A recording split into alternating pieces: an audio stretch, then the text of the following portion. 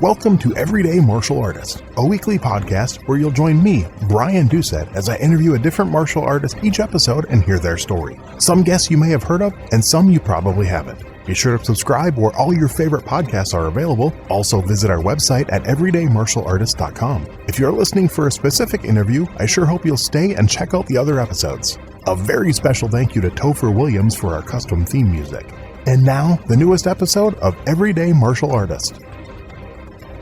Everyday Martial Artist is brought to you by KOOnline.com for all your martial arts needs. Sparring and safety gear, rank belts, uniforms, weapons, patches, and more. Wholesale supplies made by martial artists for martial artists. Visit us today at ko-online.com. Hello and welcome to Everyday Martial Artist. I'm your host, Brian Doucette, and as we do every week, we're joined by a brand new guest talking about their life and their journey throughout the world of martial arts and other stuff they're involved in. My guest today has been involved in the martial arts for over 40 years. He's an author, podcast host, and the founder of the Saratoga Martial Arts Festival. As an author, he's written numerous articles for Black Belt and Inside Kung Fu, also the author of the book, The Book of Martial Power, and has a new book on the way we're going to hopefully be chatting about. He's the founder of Martial Theory University and the Critical Thinking Institute. He's a devoted father and a self-proclaimed foodie. Please welcome my guest today, Mr. Steve Pearlman. How you doing today, Steve? I'm doing well. Thank you so much for having me, Brian. Hey, thank you, Steve. I appreciate your time. I truly do, and I'm looking forward to learning more about you. And I got to give a shout out to former guest Doug Makita for connecting us, and I'm looking forward to this. So am I, and Doug is just an extraordinary individual. So the fact that he put my name out there is quite flattering to me. It's kind of cool because we're actually recording this. His episode actually comes out tomorrow. So, oh, perfect. So yeah, by the time this is out, it'll have been out for about 2 months, but it comes out tomorrow. So that's good. I'm excited for that one too.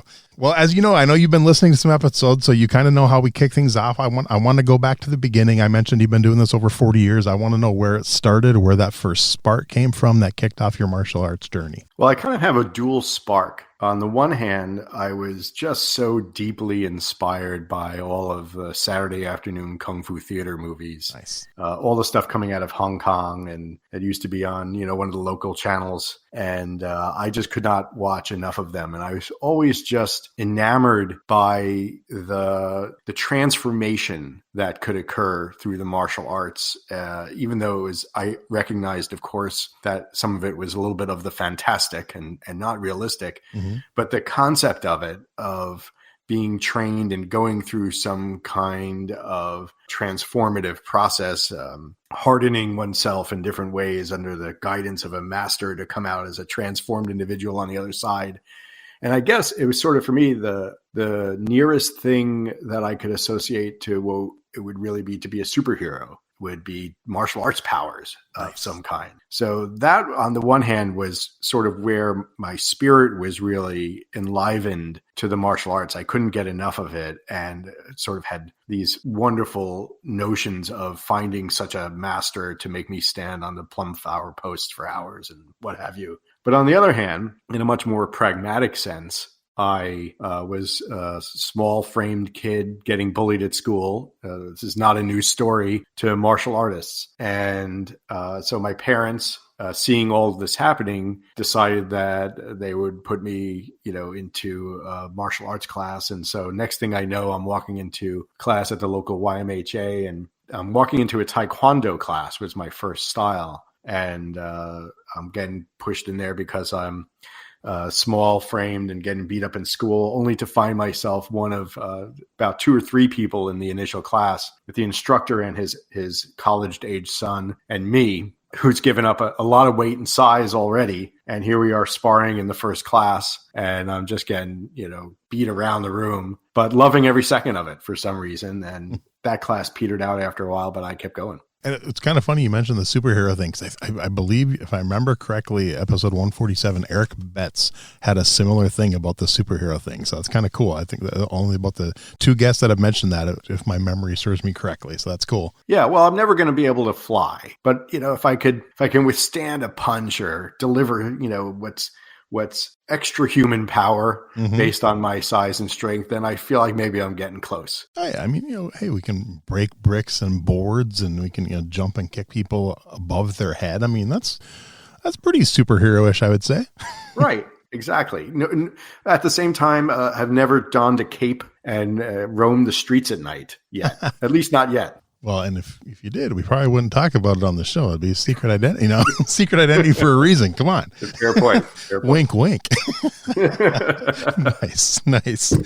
Well, so you mentioned that first school was Taekwondo. As I ask a lot of my guests who say Taekwondo, do you remember which style, which system of Taekwondo that was? I think it was Olympic Taekwondo because Okay. the instructor was part of that, but I'm not sure that I was really sticking to it. Class only lasted for a few months. Okay. I think they got frustrated with the fact that no one else was showing up at me, and it wasn't a really rewarding experience for the instructor. Okay. So I don't remember what kind of Taekwondo it was. So during that short time, did you do any competition at all, or too new at the time? No, I was way too new at the time. I hadn't even fully learned one form. Oh, wow. And Okay.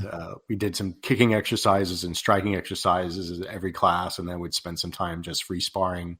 They were gracious to me about it, but I sure wasn't able to land a lot on them at that stage. No worries. So then what was next? What was in the journey? My next stage was I did Shorin Matsubashi Ru Karate for a period of time, and I enjoyed that a good deal and enjoyed the tradition of it and enjoyed the camaraderie of it. But for a variety of reasons, some friends of mine were joining a different school down the road that was also considerably more convenient because it was right by my high school, Okay. or junior high at the time. And so I switched, and this new school purported to have a great appeal to me as well, which was that it purported to be, the term at the time was eclectic in the 80s. That was the term that was used in terms of, then became hybrid and then became mixed martial arts and so forth. But the term at the time was hybrid, and it purported to take the best of many styles and combine them into a single style and so forth. And I really loved the concept of that because I thought it was supposed to be a great street fighting style, and I wasn't getting bullied anymore, but that was still fresh in my memory. So I loved the concept of taking different bits and parts from all these different styles and melding them together into something supposedly superior to that. And it did mix a couple of different things, but really it turned out to just be kind of a basic, essential jiu-jitsu kind of class. And it wasn't what it was purported to be. Okay. As I found out several years later, after being very devoted to the style and to the instructor and to the school. And eventually the instructor started to make some claims about what they were doing that I didn't think were on the up and up. So I had to depart from that organization. Oh, wow. Okay. And then how did you find your next school, and what was that? So from there, I think I was very leery of instructors and giving myself wholeheartedly over to any particular instructor because I was very devoted to this prior school. It was a sort of a second family to me. I really found camaraderie there and loved some of the people and had great affection for the instructors. These are formative years of mine, and I was a very devoted student. I would be at the dojo, 5, 6, 7 days a week. And so it was very hard to depart from it. But I think from that point, I really decided that I needed to be much more guarded in terms of casting my devotion in any one place. So I instead, and I was heading off to college at that point in Washington, D.C. at American University, I instead took advantage of the wonderful plethora of different schools and styles and clubs in the DC area to broaden my martial arts repertoire. So instead of pursuing one particular style under a particular instructor, I would bounce around from different clubs or different schools every day of the week, train with a lot of different people. And I should say, by the way, I don't recommend that approach to training to anybody because I ultimately think it's better to devote oneself to a particular style, at least for a period of time, to build a strong foundation in a something. And I don't mean that you have to limit yourself to one style for your entire career as a martial artist, but I think at the outset, it's certainly better to build a foundation in one system before moving on and starting to broaden one's repertoire, unless maybe one's studying two very different styles that aren't in any way competing with one another. But nevertheless, that's what I was doing. So I was stretching myself out in a lot of different areas. And I would also found some, I don't want to say underground clubs, but unpublicized groups that were working out on some smaller systems or some lesser known styles. And that was a real kick to be able to explore some different things. And that was really my path from that point forward, I never sought ranking in anything else. I was offered some ranks and some different levels from different organizations after a period of time and never found a need to do any of that, because for me, it was really just about the consistent exploration and learning and understanding myself through different means and testing myself in different ways. Do you remember offhand any of the instructors you did some training with in the DC? Because I think I've probably interviewed 5 or 6 instructors from the DC area on my show over the years. Yeah, there was Willie Lin had an internal school there. It was Bagua and Shingy. Nice. And Dennis Brown, obviously with his wushu there. Yep. I didn't spend a lot of time at the Wushu Academy, but I respected Mr. Brown considerably in what he was doing there. And then Mr. Polander's school in Bethesda was an Okinawan Rute school under Seiyu Yata. But a good deal of my training also was, I met a Tai Chi guy on campus who is from Hong Kong. Mm-hmm. He taught me a good bit of stuff. And there are a couple of underground groups that I'm sure you probably didn't hear of. There was a Silat group and a Bando group that were a lot of fun as well to work out with. Nice. And I was also sort of teaching at the time. I had already earned a black belt or second degree black belt, which I no longer associate with that rank, but I had earned those ranks and had started teaching. So I was also bringing a lot of this stuff back to my students at the time at the university. There was no other club at the time when I started up there. So as I was looking around for people to train with, I said, well, I better create some training partners for myself here at the university. And there was considerable interest. So that was a lot of fun as well. That is cool. I recognize a few of the names, but none of the guests. I've always had the core system, but I have done similar other styles. I mean, I did Tang Soo for about a year. I did Shotokan for a little over a year. I did Aikido for about a year. The same time I was studying traditional Taekwondo. I did American Kempo for about a year. And then I've dabbled in other stuff like boxing and some jiu-jitsu and some judo and some Hapkido and stuff. So I agree. Yeah, but you do need a base, I think. You do need at least some type of core base system. And then it's definitely fine to add on stuff from there. But yeah, and I would say I did have established a base in that, from a little bit from that Shorin-ryu background, the Matsubashi-ryu background, and also from that purportedly eclectic system. Even though it didn't turn out to be what it was represented as, it was essentially a karate jiu-jitsu kind of training. And I did have that initial foundation certainly to build off of. And I had previously also been heavily into gymnastics. Oh. So coming into martial arts as a quasi-serious gymnast, I'd really gone to some gymnastics camps over the summer and so forth.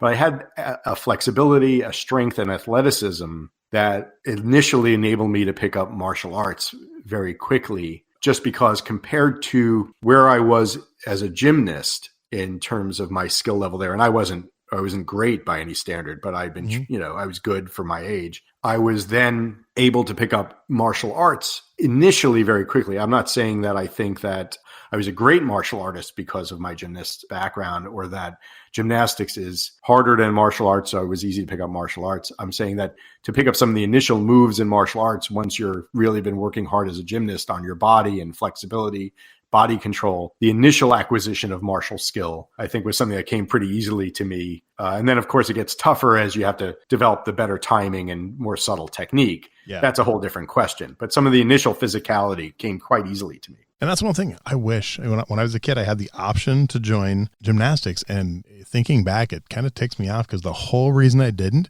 is because I had a friend that joined, another young boy, and he got made fun of and picked on because he was a boy and he was the only boy in gymnastics. So I'm like, I don't want to get picked on, so I didn't join. And I kind of wish I would have, just because of my martial arts over the years. But yeah, I would recommend gymnastics. I recommend martial arts to everybody, but I also recommend gymnastics. The body control that you learn and the strength you develop is quite extraordinary. And I encountered the same thing sort of in middle school. I was doing gymnastics, and it wasn't exactly considered a macho thing for guys to do. But here I was, this scrawny kid, and in gym class, we had a pull-up contest. And I stepped up to the bar, and everyone kind of laughed, and I banged out more pull-ups than everybody else in the room. And then all of a sudden, it wasn't so funny anymore that I was doing gymnastics. That's cool. Got to show off a little bit every now and then, so that's okay. Exactly. Exactly. It was self-preservation, if nothing else. Yeah, true. So at any time, did you ever get involved in the competition side of martial arts, or was that just never something that interested you? No, I was never really interested in it. And I did a little bit. I went to a number of different tournaments on my way up the belt ranks, but I was never fully hearted into it. I was competitive when I stepped in there. Of course, once I'm in the ring, I'm going to do what I have to do to try to win. But I never really had a taste for it. And I think one of my big distastes for it came when in my first competition, I did a beautiful hook kick and just put my foot on this guy's chest, plain as day, and didn't get a point for it. And this other guy got the point for something that was absurd. And that happens a lot. I don't think the judges were malicious in any way, but I put my foot on the guy's chest to the point where like the parents on our side of the ring were jumping up and, yelling and so forth. They were excited about the point that I got in my first competition. And then I didn't get the point. And I felt like this was not really the test that needed to happen for good skill because it was judged. And that's not to take anything away from people who are good, competition competitors, because they're obviously phenomenal martial artists. It's just for me, it didn't resonate any longer as the test of what was effective martial arts. Yeah, I'm the same. I get that. I've done one tournament in my life, so I get that completely. Never been interested, and I only did the one because my instructor at the time forced me to. Otherwise, I would have probably never done one. Or who knows? Maybe if he wouldn't have forced me later in life, I might have wanted to do it. But because of that, I've never wanted to do another one. Yeah, I hear you. And of course, I always wonder if that hadn't happened, if I won my first match or my first tournaments or whatever, would I have then taken a real liking to it? And I don't think so, but it's so hard to play that game in one's head. Yeah, no, I get that. Thinking back, I know you said you do with multiple instructors and training with different. Is there one instructor out of all the ones you trained with that really stands out that you remember some really important lessons from and some things that really stick with you? God, I think something that was important to me would be to say that I tried to take something from every instructor with whom I ever worked. And so it's hard to call out anyone as being particularly impactful. They were all impactful. I think maybe I would note, however, that something I got from, I could name each instructor and something I picked up from them, but I think from Jack Ling, who was my Wing Chun instructor when I was in Saratoga Springs, had a wonderful lineage and he was exceptionally good at it. But he taught me a presence of mind during fighting that I hadn't encountered before, because he was so non-invested in the particular outcome of anything that was happening. He was smiling, he was having a good time. And it wasn't that I necessarily wasn't challenging him at certain points, because I got to the point where he was always far better than I was, but I got to the point where I could at least put a little pressure on him. Right. But nothing ever affected his cognizance about what was happening. He never had to grit his teeth. He never had to focus in harder. He was always playing. And even if he was getting hit, which was rare for me, at least, very rare, but he was getting hit, he was playing. And I think that really showed me a different kind of disposition that one could have, and how that brought him a certain kind of power, because he never brought any emotional investment into what he was doing. He brought emotional commitment in the sense that he would devote to his techniques. Right. He was trying hard. He was active in what he was doing. He wasn't nonchalant about his technique. I don't want to give that impression. Yeah. But I could never touch his mind about what was happening. And that was a great lesson for me, for sure. So over the years, did you ever do any weapons training? Lots of weapons training. Okay. Yeah. I enjoy weapons a great deal. I do some a version of Bojutsu that's very classical in terms of how it was potentially used in some older systems in battlefield technique, or at least in combative technique. And I really enjoy that, as well as some short stick work, middle stick work, or you might call it a submission stick work. They call it Tanbo in Okinawa. And so I really enjoy weapons a great deal. I find they're a lot of fun. And what I like about them is how everyone likes that they're force amplifiers and so forth. But I really do like how if you're swinging a bow staff around, you have to gain greater centeredness, greater control over your body to maintain control over the weapon. So I like how it forces my internal work to become stronger. And to me, that's the most fun thing about it. Do you have a favorite weapon overall? Yeah, it's usually whichever one's in my hand at the time is always my favorite. Whichever weapon I'm using, I think, gee, I want to use this weapon all the time until I switch another weapon. But I guess if I had to choose one, it would be the bow is probably closest to my heart. Do you have one that maybe you trained with and it just like, not for me and just never did any more with it? Tonfa. Really? So that's my favorite. Yeah. Interesting. I just never clicked with Tonfa. I get it. I can see it, why it's valuable. I appreciate someone, especially appreciate anyone like you who probably has great skill with it. Just for me, my hands never made sense of Tonfa. Okay. See, me, it was 3-sectional staff. I could never make that work ever. My instructor is amazing with it. Me, no. I mean, I can do bow staff. I can do nunchucks. 3-sectional staff does not work with me. I don't know why. It's funny how sometimes just that slight change of an implement doesn't make sense when other things make perfect sense. Exactly. Yeah. Yeah. And I've had other people, you can do the bow staff, you can do the 3-sectional staff. I'm like, no, I can't. I've tried. I spent the whole weekend trying to do 3-sectional staff. I'm not good at it. I'll stick with my tonfa and my nunchucks and everything else. So at any point in your martial arts career, did you ever get involved in the teaching side of it? Oh, I've been teaching since I was in high school. Yeah. Okay. Yeah. And ever since I started teaching when I was back in that eclectic system. Okay. They really valued having underbelts who were more senior underbelts. I mean, I wasn't a yellow belt teaching anything, but start beginning to teach at least people who are of lower rank as a way to better understand what you're doing. Because when you can teach something, you can understand it in different ways. And that's something that holds true to me today, that teaching is real understanding. And I was an educator for my entire life, a professional educator outside of martial arts. And I really believe that teaching is something that teaches ourselves differently, because if you can explain something well to somebody else, then you have to understand it well yourself. Or conversely, if you can't really understand something well yourself unless you can explain it. I had a colleague of mine who knew a world-class physicist, a guy who used to debate physics with Einstein. And so he invited him to come. He was in town in DC and he was giving a lecture on physics. And he said, why don't you come down to my lecture? And my colleague, who's like me, is an English professor. And he said, well, I don't know anything about physics, so I'm not going to get anything out of that. He said, oh, no, you'll get it. Come on down. And he said, all right. So he goes down to this lecture, and this physicist gets up on stage and he says, I have a colleague here who thinks that he can't understand physics. He says, if he can't understand physics, that's my fault. So what he did was he invited any of the kids in the audience to come up on stage, and he gave his lecture to the kids and explained aspects of quantum physics to the children.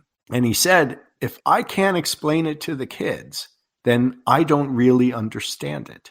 Nice. Yeah. And I had already kind of absorbed that lesson already, but that crystallized it for me. And it's something that I've always done in my teaching in college, in English classes and so forth, is to in some way involve students in teaching one another, because it forces us, every time we're teaching another person, every time we're explaining it to another human being who has a different mind and a different perspective and different questions, it's going to force us to reconceptualize it in different ways that we hadn't before. And that only improves our understanding of it. So there's a selfish component and a magnanimous component to it. So everybody wins. And it doesn't mean that when my students are teaching something or, just approaching a technique, that they're going to have my expertise with it. Mm-hmm. And I made that very clear to my students at every level and inside of college and in martial arts, that it doesn't mean that you have the ultimate expertise. It means that in trying to explain it, you're going to have to develop your insight.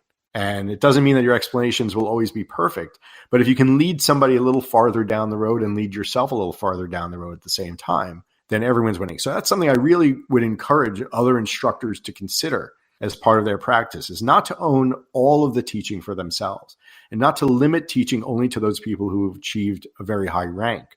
Because if we limit it and if we wait until that person has achieved a certain rank, a high rank, in order to let them start teaching, they've missed all of that opportunity along the way to begin developing themselves as a teacher of the art and thinking of the art in different and deeper ways. And it doesn't mean by sharing a little power and sharing a little instruction, it doesn't mean that anyone's losing respect for you as an instructor. It doesn't mean that you're not still a greater authority. Everyone knows you are. And in fact, you gain greater confidence in your students, because if you say, well, listen, none of you are qualified to share anything about this with each other, what does that say about what you've taught them? Yeah. And who they are as individuals?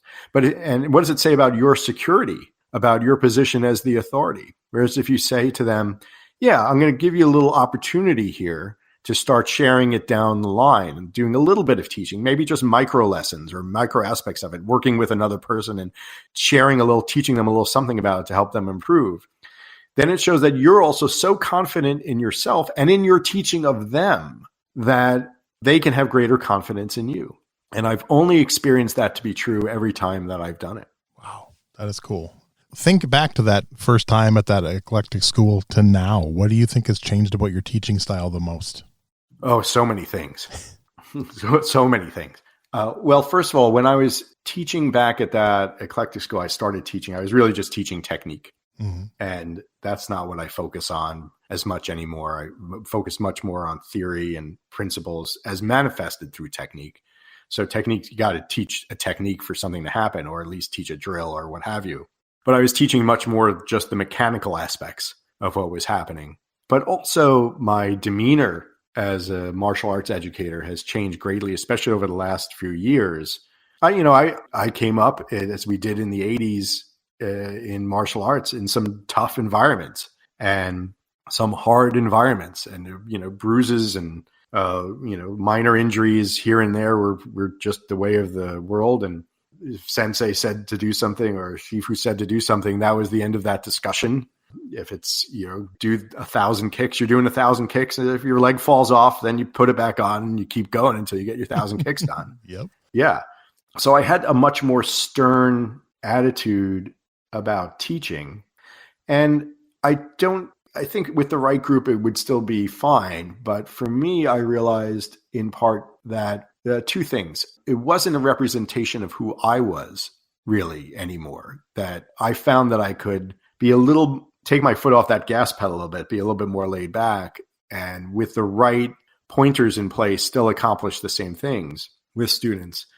But I also realized that I think I could do more to lift students in other ways if I, instead of just, being that more directive instructor, was also somebody who was more open to their perspectives on their needs as people and so forth in that. Not that I was insensitive to that before. It's just a shift of balance. I think any decent instructor is always observing that and being careful about that on some level. And I certainly was. But as we shift around where we're putting our emphases, my emphasis shifted a little bit. And so my classes are a little bit more laid back right now than they certainly would have been years ago. Okay. So talk about, I mentioned that you founded the Saratoga Martial Arts Festival. Talk a little bit about that and how that started. Thanks for asking about that, because that's a great deal of fun. I was in Saratoga Springs. I was teaching at Skidmore College, and we had a big gym at the college, and there was a lot of martial artists in the Saratoga greater capital region area of New York. And I said, well, if we've got this big gym, we've got a martial arts club, and we can pretty much use it free. We're crazy not to invite a bunch of other instructors to get together and bring some students and have a good time. And so that's what we did. I reached out to a number of instructors in the area. This was 20, 25 years ago, and said, hey, we're doing this thing. You want to bring some people down? And the first one was just myself and my good friend now, John Border. We met through the martial arts way back then. And then the next year we had about 8 instructors. We had about 50 people. And the following year we were up to 20, 25 instructors. We had 150 people, and we were rocking it for a number of years after that. And I passed it off a number of years ago to Mark Cardona, Sifu, who's doing a nice job with it. But it was, for a long time, it was a passion for me. And so many great instructors. I've met so many good friends and instructors through this process, all of whom come because they have an open mind, an open desire to share their arts with other people. They want their students to see other arts. They want their students to experience the martial arts community. There's great camaraderie, brotherhood, and sisterhood between everyone who shows up, a great spirit for the event. So it's something I'm really proud of, in that we were able to bring a community together. And we're not the only festival out there to do that by any stretch of the imagination.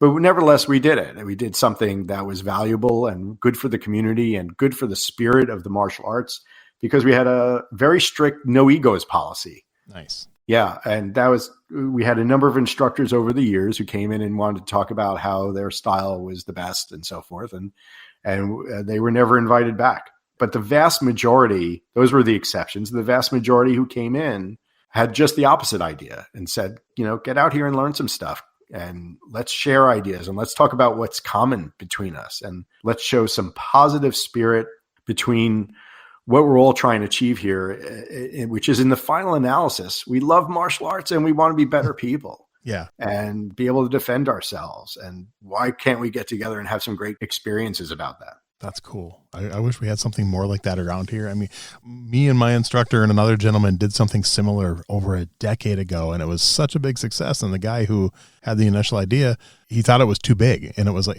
that big. It was a 2-day event, and I think we had a dozen styles, dozen different instructors, and maybe like 50 people that showed up. And he's like, I want it to be a little more smaller, and I'll just take it back and do it myself. And I don't think he ever did it again, unfortunately. Yeah. So I'd love to start doing something like that again. Because that one weekend we did it. We had Taekwondo, I think we had Shotokan, we had Aikido, we had Aikido, we had Jiu-Jitsu, we had boxing, we had MMA, we had Shaolin Kempo. We were supposed to have Capoeira, and they had to cancel at the last minute. But it was so much fun. It just had a blast doing it. And everyone's like, oh, are you going to do it again next year? I'm like, yeah, I think so. And then it never happened again. So I'll have to look into it. I hear you. For people like us, mm-hmm. That's, that is our drug. Yeah. Our positive drug.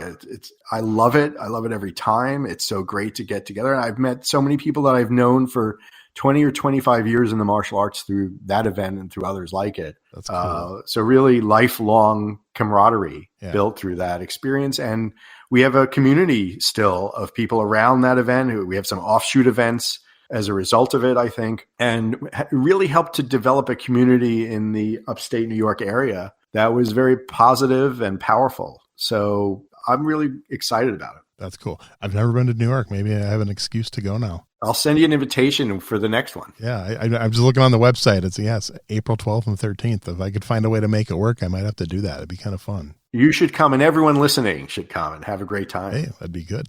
Hey, if I can do it and get my listeners, maybe I'll record an episode while I'm out there. That'd be kind of fun too. So. Oh, that would be great. There's so many instructors there with whom you could speak. Yeah. It'd be fun. So talk a little bit about Praxis Martial Arts. How did that start and what's that about? Well, Praxis Martial Arts is my approach to the martial arts. It is what I teach. I call it Praxis Martial Arts. Praxis means the practical application of theory. So it's not theory in terms of just navel gazing or sitting around with abstract ideas. It's taking theory and seeing if we can convert it into action. And if we can't convert it into action, then there's either something wrong with the theory or there's something incomplete about how we're trying to implement it, or insufficient about how we're trying to implement it. But that's really how I came to look at the martial arts. And it was the foundation of my first book, the Book of Martial Power, about the martial arts, which is, as I was training in all of these different styles, and I can't even count all the styles with whom I've trained over the years, some more than others, for sure. But I came to stop looking at things stylistically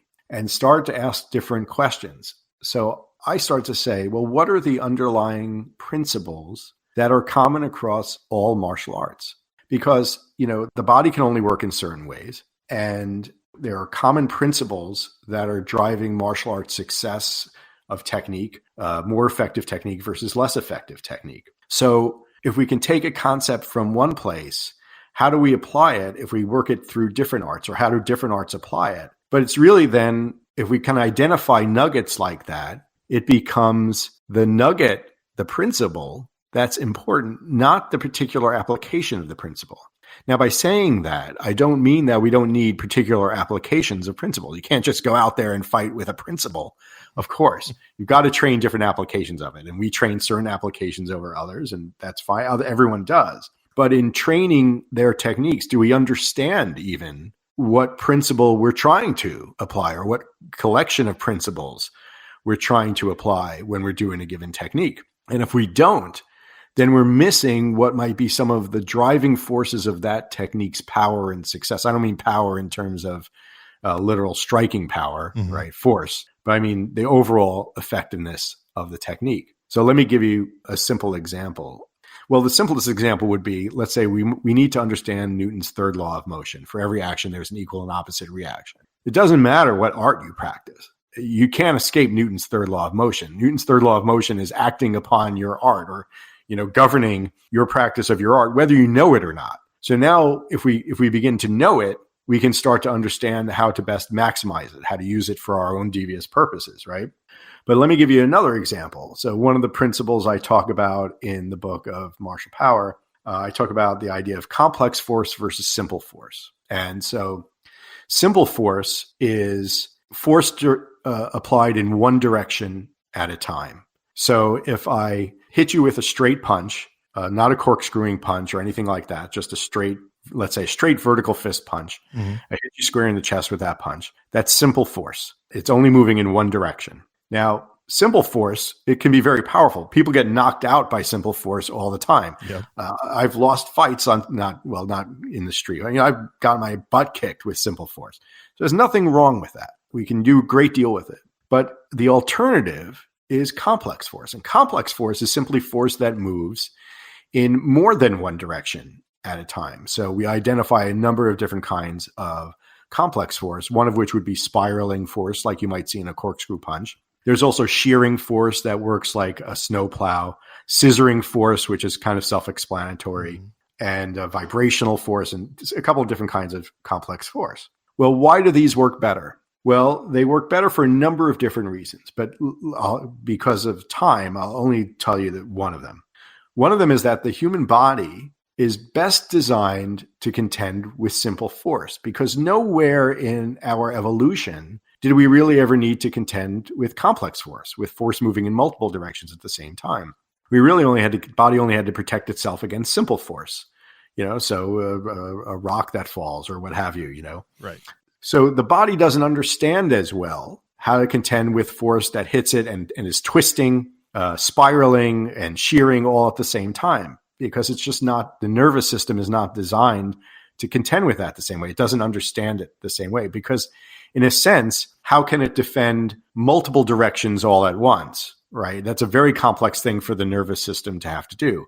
So this might be why, for example, a corkscrew punch can, with the same amount of literal force being applied, be felt more by the body when it's received than a simple force punch.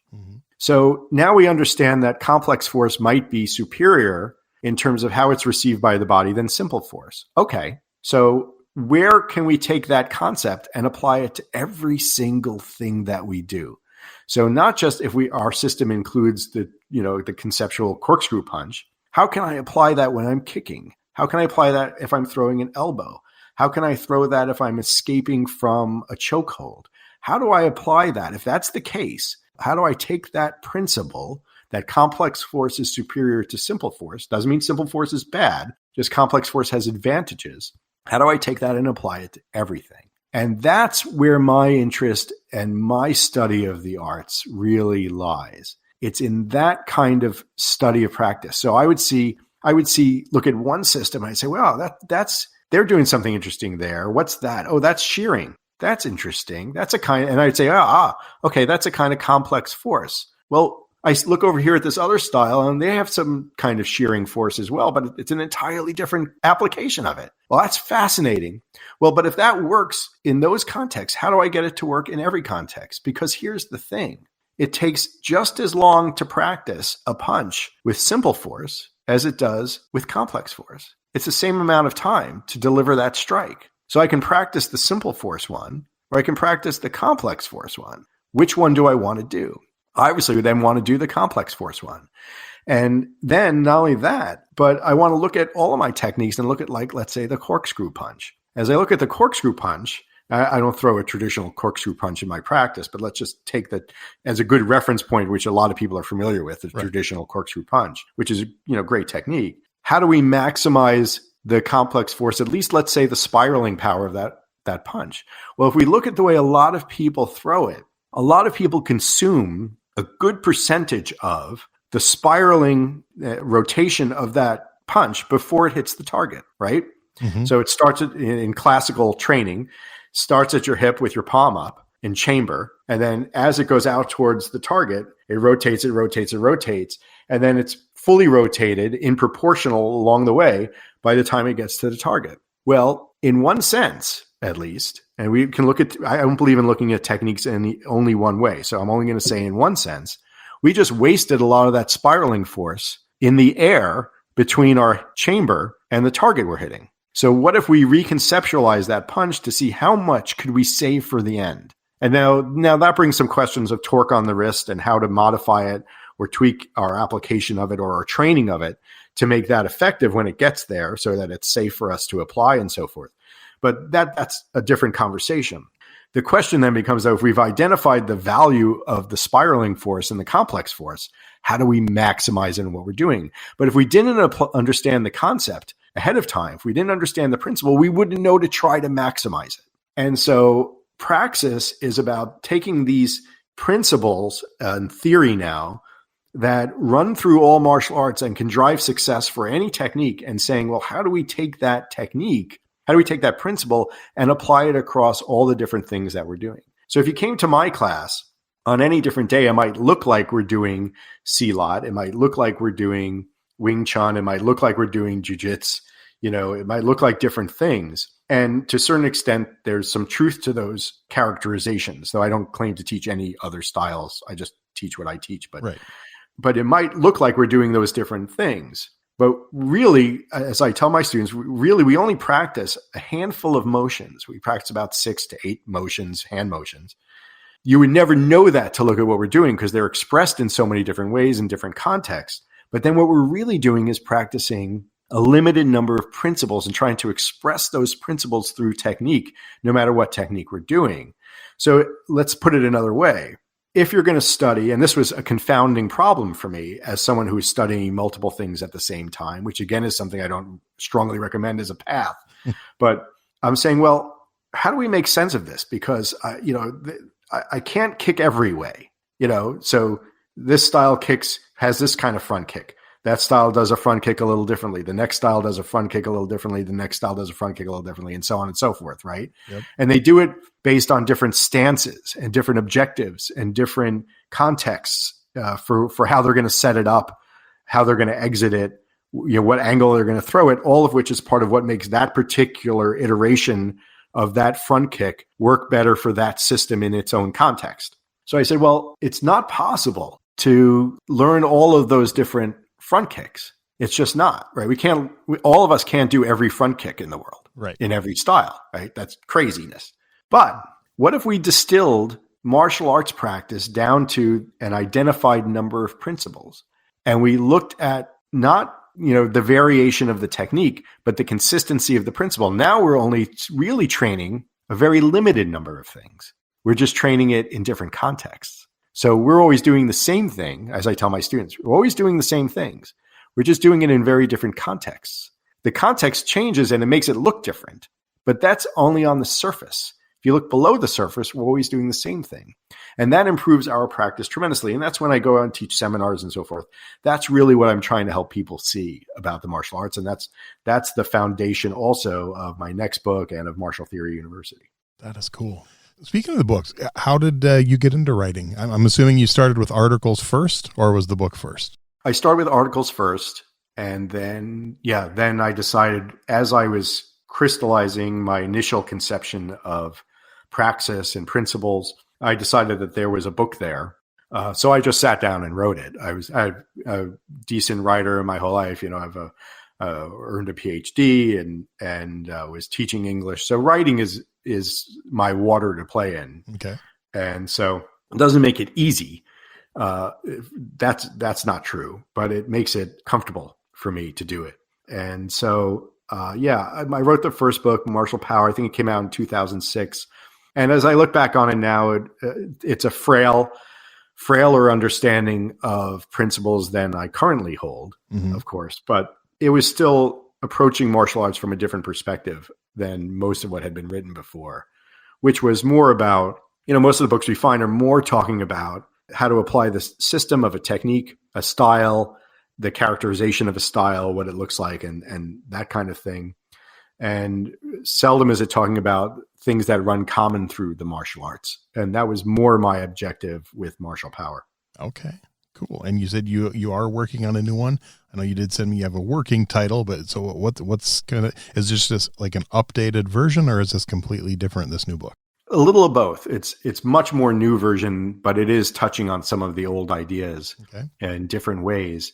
So what occurred to me, and I've listened to your podcast, that the martial arts community does not have its own art of war. It doesn't have its own On War by von Clausewitz or a similar text. The closest we come, and you hear it iterated on your podcast a number of times, because they're great texts, are Musashi's Book of Five Rings. Yep. But that's very abstract.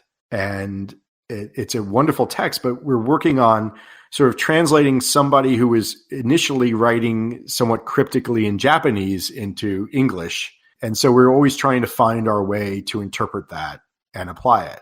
And that act of interpretation has value as well. Right. But it's certainly not a crystal clear text for understanding martial theory. And then it's a lot of metaphor and so forth.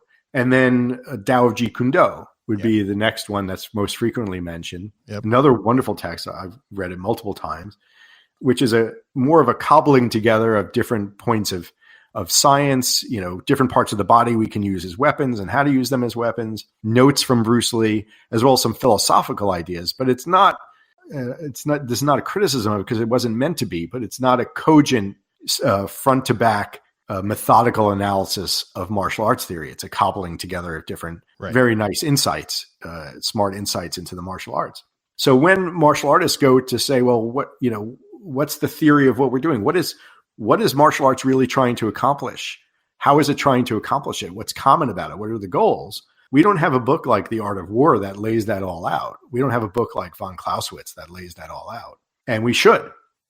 I think it's overdue. And people have written lots of bits of theory with respect to a particular style. So you can see a book about Wing Chun theory, how Wing Chun approaches combat versus how Brazilian Jiu-Jitsu might do it. And we see Brazilian Jiu-Jitsu principles in theory. And those are good. We should have those for every style. And we see an occasional text that tries to talk about something like fight science, but that's very limited just to physics and things like that, or physiology. And we don't have anything that's our own, that's about martial theory. And so that's what this book is an effort to do. And obviously how successful it is will be for time to tell. And so I'm not necessarily suggesting that it's a perfect text. In fact, it's an imperfect text by every stretch of the imagination, because there's just too much to talk about. It's limited. And, it's also ways I can phrase things and other people might have different takes on those things. But I view it as a starting point for a conversation and for people who want to think about these theoretical aspects of the martial arts. So we're talking about things like, not just physical things like power, speed, structure, but even more abstract things like control and chaos, time, things like that are all aspects of what we do in the arts. They are all affecting the things that we all do, where, in a certain sense, every martial art is a battle between control and chaos, right? We don't want to feel that we are in a state of chaos. We want to feel that we are in a state of control, that we were training so much to develop control of our own selves. Then we're beyond control of ourselves. We're training for technique that develops control of the opponent, while at the same time thrusting the opponent, we hope, into a sense of chaos. We want the opponent to feel like everything that's happening is entirely out of their control. And they're in a state of utter chaos and have no idea what's happening or what to do. Well, we want to be eating a sandwich and beating them up easily, right? Yeah.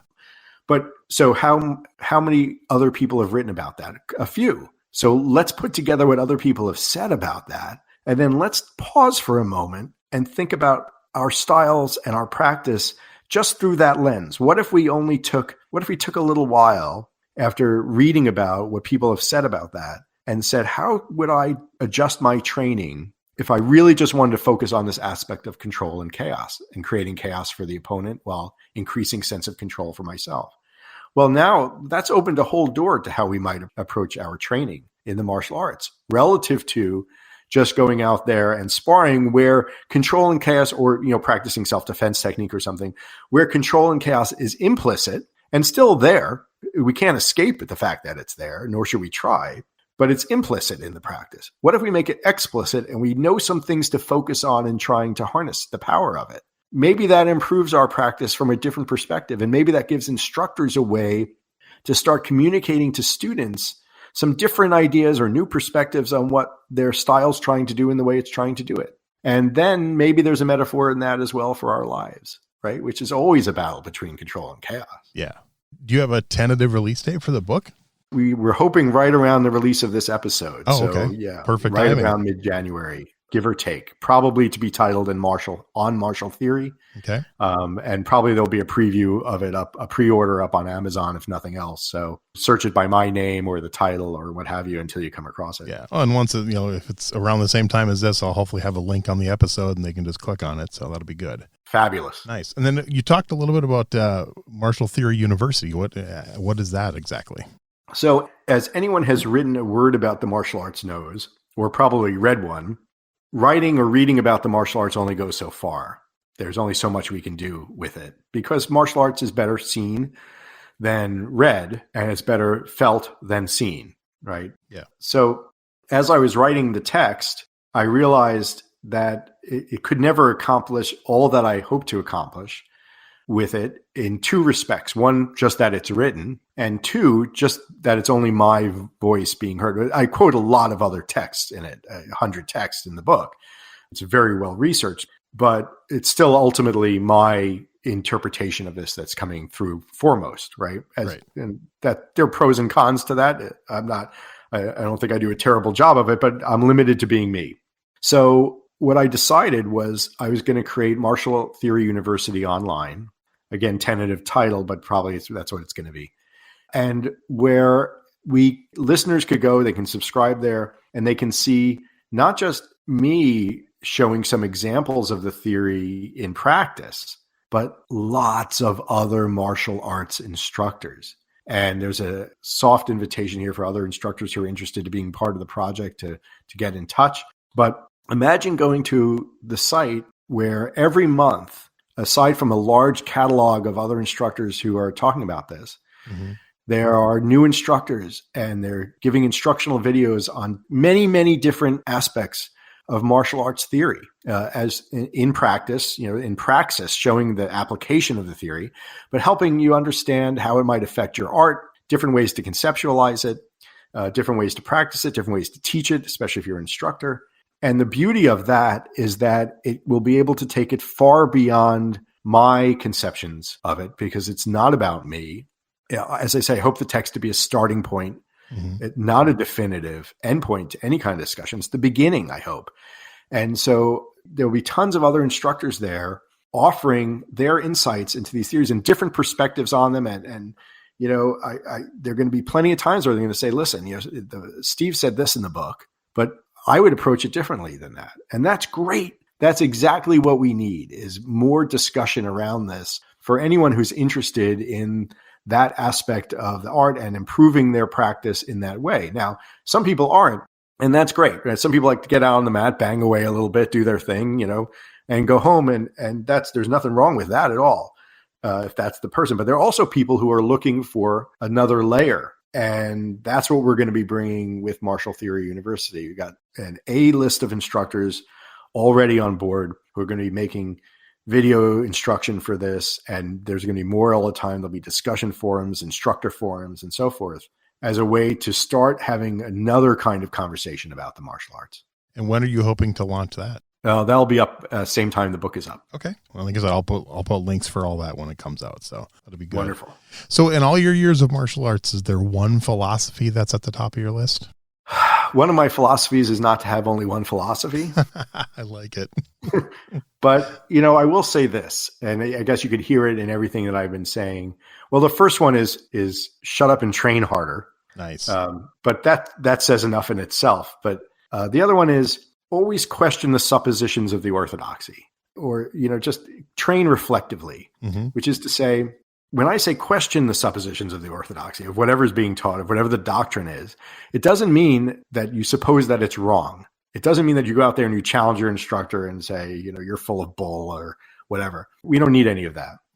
But questioning it means coming to find what might be the wisdom of it, but not taking everything on just on face value either, right? And there are ways to within whatever context you're training, whatever structure and lineage you're in, there are probably very constructive ways to approach your instructor with questions. Perhaps not while on the mat, maybe when off the mat or what have you. But I think the worst thing that we can do, not just in martial arts, but in any facet of life, is only to take the surface value of things. Right.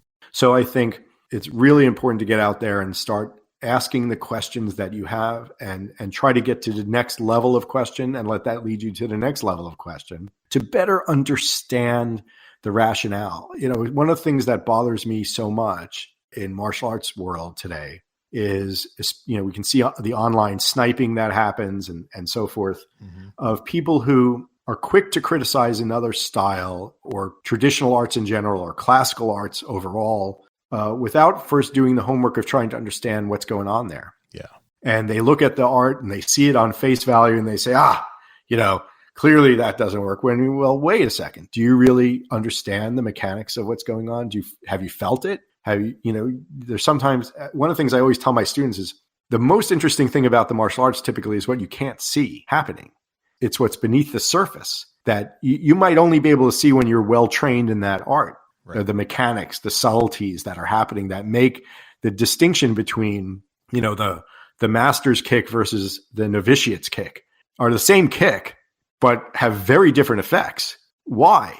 Well, because there's things happening beneath the surface, so to speak, that we're not seeing. But if we don't do our homework, we don't feel it, we don't really try to understand it first, then what are we doing? And it's easy to venture the criticisms. So let's try to understand first. And then sometimes there are valid criticisms to be made of certain expressions of the arts or certain instructors in certain contexts, right, depending upon what's going on. But who cares? That nobody's perfect, but let's first at least try to understand what's happening. And so I think questioning is very important. But questioning doesn't mean a sinister challenging of. It means being, inquisitive, having a curiosity about it, and just wanting to pursue deeper understanding for yourself. I like it. All right. How about a worst martial arts related injury? Geez. So many over the years. It certainly wasn't my worst injury, but it was the longest lasting. Oh. Well, then I'm still getting older and finding the ones that I had earlier in my life coming back. Yeah. But I had an instructor one time, I won't name it, but did a gunting, which is a Filipino boxing hit to the arm. He hit my arm on my bicep on my left arm, and I think it was with his knuckle, but it might have been with his ring. And I'm not even sure if it was the muscle or something else, knotted up there. I had a little knot in that arm for 15 years before it fully went away. So it wasn't really painful after a little while, and it wasn't a problem. But man, it reminded me of that shot over and over and over again. Dang. Not really similar, but I had one. I was lifting weights, and I actually think I never went to an actual doctor to get it checked, but I think I tore a tricep because I just have this it's 12 years later. I just have this bulge in my arm. For the most part, never hurts unless if I try to do a push up or if I pick up something heavy with that right arm. Pain just shoots through my arm. Other than that, 99% of the time, never bothers me. Funny how these little things sometimes, right? Exactly. So what are your thoughts then on something like MMA? I know you said you kind of did something similar with that eclectic style. Is that something you're a fan of? Well, the eclectic style was more of a traditional mix than it was MMA. I think MMA, they're fantastic athletics going on there and some remarkable skill in certain regards. What I don't like about it is that people consider it to be the next evolution of martial arts broadly. Right. Right. It's wonderful for what it is. And I don't think it's really a mixed style anymore. It's become its own style, as it should, and as it inevitably was going to. And it's not mixed, really. It's, they don't mix boxing and ground fighting because they don't really box like boxers. Right. Because they can't take a boxer's stance because of the takedowns. And that's okay. They box like they box, and it's perfect for what they do. It's designed for what they do now. And it's good for what it is. And some of them are also great boxers in boxing terms, but it's just a little different. So I don't really think it's a mixed art anymore. I think it's a misnomer, but that's just a technical concern. Yeah. And who cares? But it's when people say, well, that's the next evolution of martial arts. Well, wait a second. It is something that evolved. That's true. And it evolved before our eyes, which we've never seen really happen before with a martial art. No martial arts ever evolved publicly.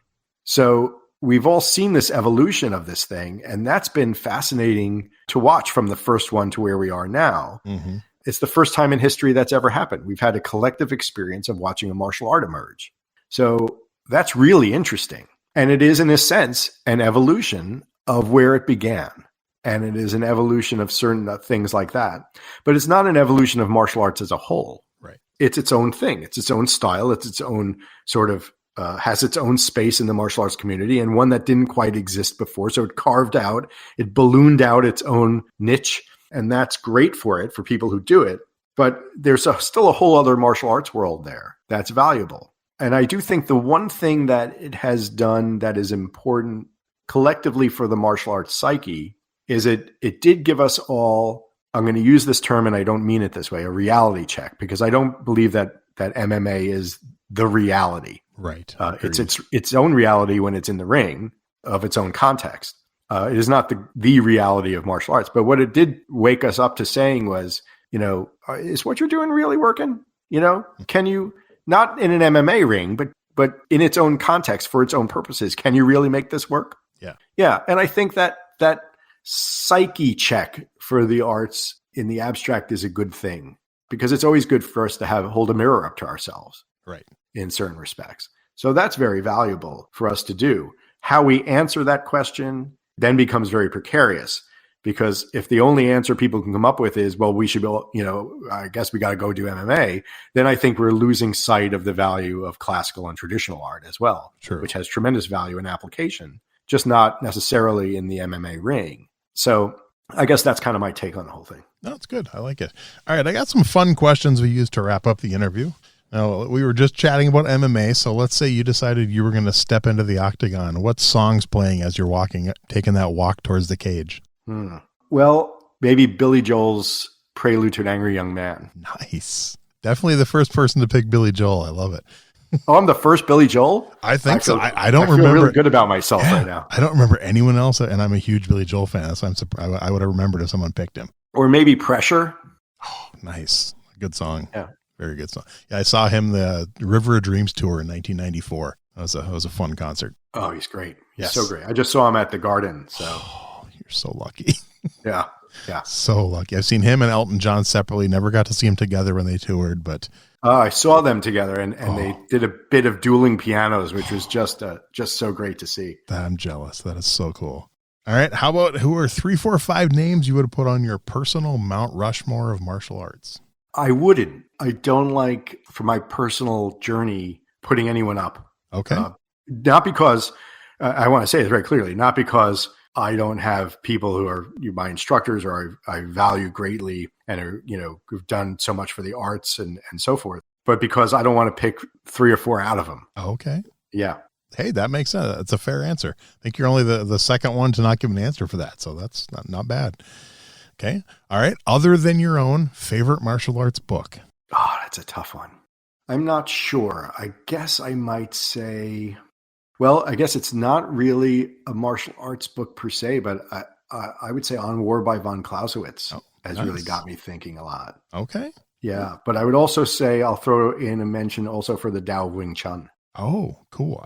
I think 3 or 4 people have mentioned that book. I've never read that one. I need to get very that one. strong text. Very strong text. It is about, it does champion Wing Chun in certain ways, as the author might be prone to do, Yeah. but it's really, really deep text. I really enjoy it. Yeah, I only have one Wing Chun book right now, and that's the former guest Eric Oram, his current just released book on Wing Chun.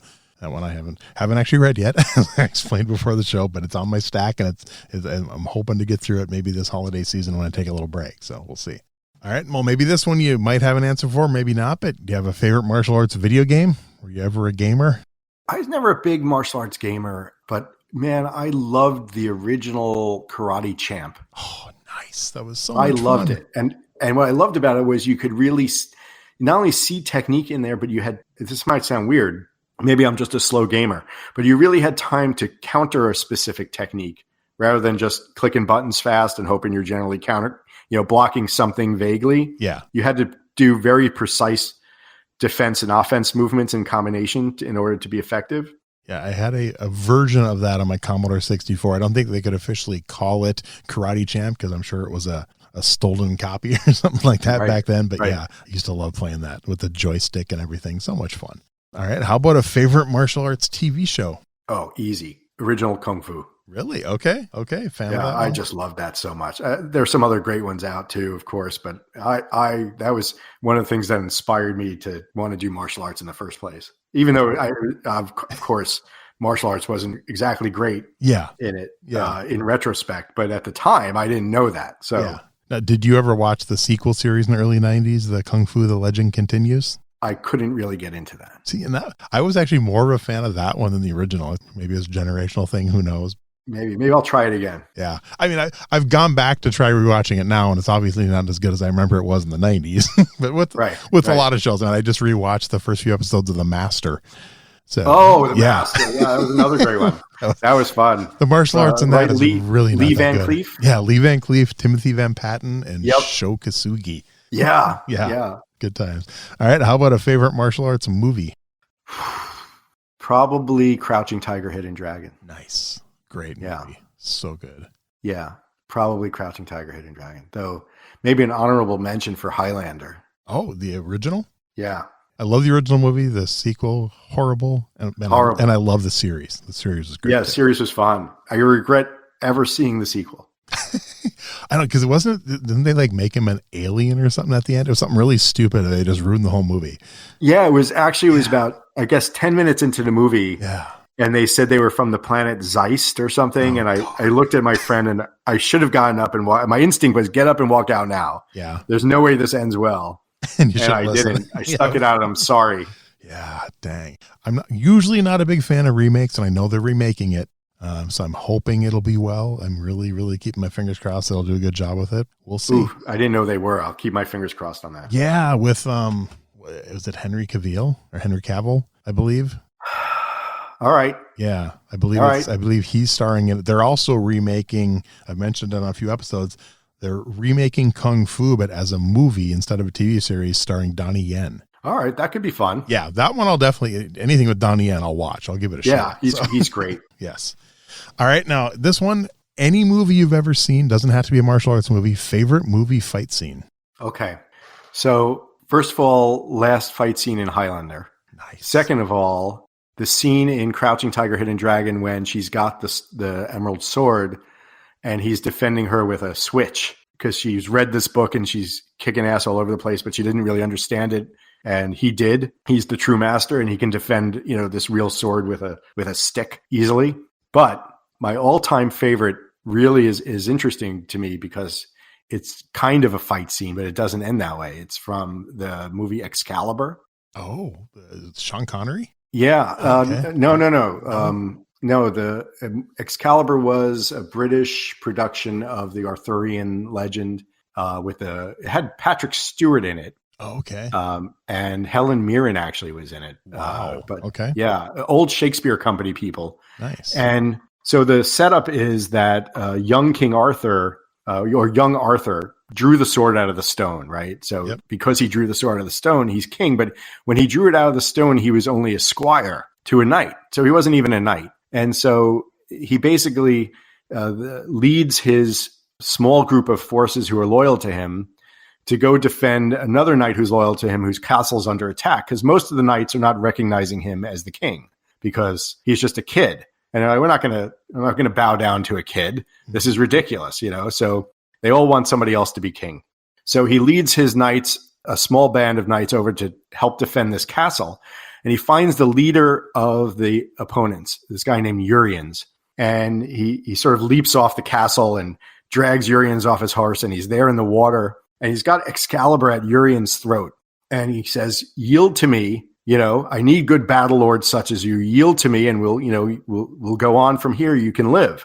And Uriens kind of yells back and spits back at him. And he says, I'm a noble knight. I'm not going to yield to a squire. Can't yield to a squire. There's no honor, right? In yielding to a squire. You're not even a knight. And Arthur goes, you're right. You're right. I'm not a knight. And he takes this sword, Excalibur, this magic sword of power, and he turns it around and he hands it to Uriens. And he kneels down and he goes, knight me. And when you knight me, I can grant you mercy and you can yield to me with honor.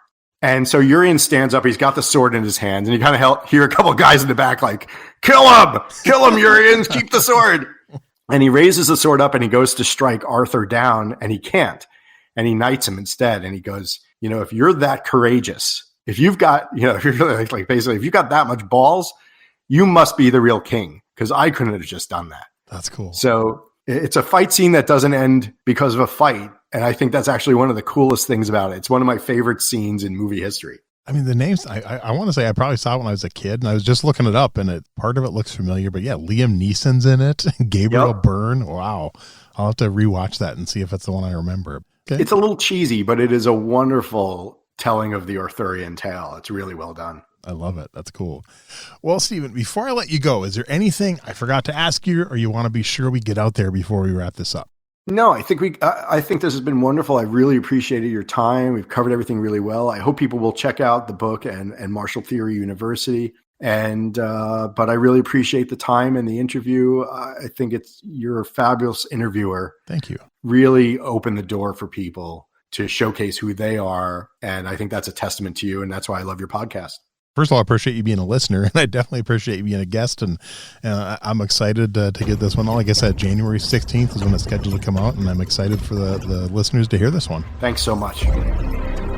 Thanks for listening to Everyday Martial Artist. We hope you will join us every week for a brand new episode with a different martial artist telling their story. If you enjoy the show, be sure to leave us a review. Also, be sure to check out our website at everydaymartialartist.com. There you can find all of our episodes and contact us to suggest guests and ask questions. Again, thanks for listening to Everyday Martial Artist, and we'll see you next week. This podcast is a production of Unfiltered Studios. If you would like to know more about joining Unfiltered Studios, please visit our website at unfpod.com for more information.